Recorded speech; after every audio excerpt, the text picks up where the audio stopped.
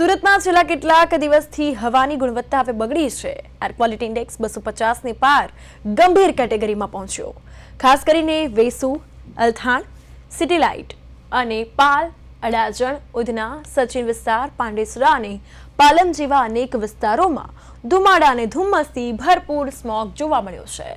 આ પ્રદૂષણથી શ્વાસની તકલીફ, અસ્થમા, કફ, ખાંસી, એલર્જી, આંખોમાં બળતરા થવી, આંખોમાં પાણી આવવું જેવી અનેક સમસ્યાઓ વધી રહી છે।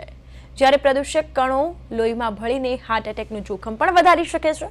બાળકો અને વૃદ્ધોની રોગપ્રતિકારક શક્તિ નબળી હોવાથી તેઓને વધુ નુકસાન થઈ શકે છે। લાંબા સમય સુધી આ સ્મોગ ચાલુ રહે તો ફેફસાની ક્ષમતા પણ ઘટી જવાથી ગંભીર રોગોની શક્યતાઓ વધી જાય છે। તો હવામાને હવે ચિંતા વધારી છે। ખાસ કરીને વાત કરવામાં આવે તો સ્માર્ટ સિટી તરીકે ઓળખાતું સુરત હવે તેનો એર ક્વોલિટી ઇન્ડેક્સ જે છે તે 250 ની પાર જોવા મળ્યો છે।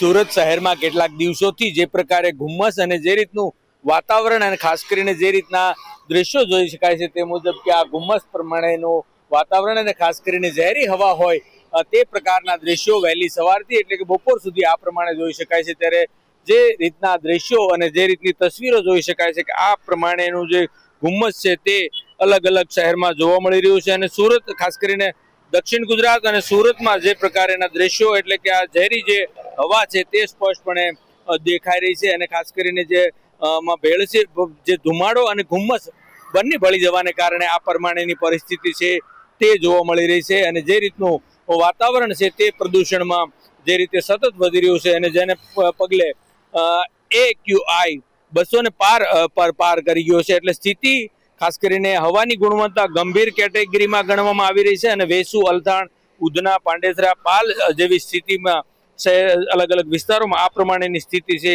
તે જોઈ શકાય છે। અને ખાસ કરીને ઉત્તર પશ્ચિમના પવનના ધુમાડાના કારણે જમીન નજીક જ રહી જાય છે અને ધુમ્મસ ભળી જતા આ પ્રમાણેની સમસ્યા ઊભી થાય છે। એટલે ખાસ કરીને જે રીતનું આ પ્રદૂષણ છે તે લોકોને ખાસ કરીને સુરતીઓ માટે જે રીતની શ્વાસની સમસ્યા અને ફેફસાને પણ નુકસાન થઈ શકે તેવી આ ઝેરી જે પ્રદૂષણ છે તે અત્યારે જોઈ શકાય છે। જેમાં અસ્થમા હોય, શ્વાસ લેવામાં તકલીફ અને કફ, ખાંસી કે એલર્જી જેવી સમસ્યા છે તે આ પ્રદૂષણના કણોની લોહીના નસોમાં પ્રતિક્રિયા પેદા કરતા હોય અને ખાસ કરીને હાર્ટ એટેકનું પણ જોખમ વધી શકે છે। એટલે આ પ્રમાણેની સ્થિતિ છે તે જોવા મળી રહી છે। ત્યારે જે રીતે હવાની સાથે જે પ્રકારે ઝેરી હવા ભળી ગઈ છે અને ધુમ્મસના જેટલા કેટલાક દિવસોથી વાતાવરણ છે તે ખરેખર જોવા જાય તો ખાસ કરીને સુરતીઓ માટેનું આ એક સંકેત છે। અને જે રીતે પ્રદૂષણમાં ઝેરી હવા એટલે આને કંટ્રોલ કરવું ખૂબ જરૂરી છે। ત્યારે પ્રદૂષણ વિભાગે પણ આમાં ઘટતું કરી અને કઈ રીતે આમાંથી પ્રદૂષણમાંથી શહેરીજનોને મુક્તિ કરાય તે દિશામાં પણ કામ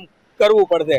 કારણ કે જોવા જાય તો મોટા ભાગે પ્રદૂષણ વિભાગ કેવા પ્રકારનું કામ કરે છે, ક્યારે કરે છે તે આજ સુધી નક્કી નથી થયું, પરંતુ સુરતની આ ઝેરી હવા લોકો માટે ખતરનાક સાબિત થઈ શકે છે। કેમેરામેન અજય કુમાર સાથે અરવિંદ રાઠોડ, પ્રદેશ 24 ગુજરાતી, સુરત।